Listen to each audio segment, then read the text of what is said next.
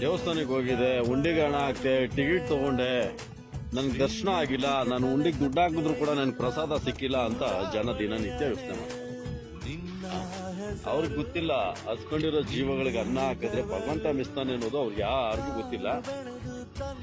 ನಾವೇನ್ ಮಾಡ್ತೀವಿ, ಕಳೆದ 15 ವರ್ಷದಿಂದ ಭಗವಂತ ನಾನು ಇಲ್ಲೇ ನೋಡ್ತಾ ಇದೀವಿ.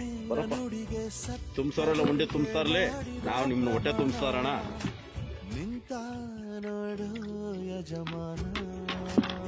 ಇದು ನಮ್ಮ ಸೇವೆ. ನೀವು ಉಂಡೆ ತುಂಬಿಸ್ತಾರಲ್ಲ, ಉಂಡೆ ತುಂಬಿಸ್ತಾರೆ, ನಾವು ಹಸಿದ ಜೀವರಾಶಿಗಳಿಗೆ ಹೊಟ್ಟೆ ತುಂಬಿಸ್ತಾನೆ ಇರ್ತೀವಿ. ನೀವು ಕಾಣದ ದೇವರ ಸ್ಥಾನಗಳಿಗೆ ಹೋಗಿ ಉಂಡೆ ತುಂಬಿಸ್ತೆ,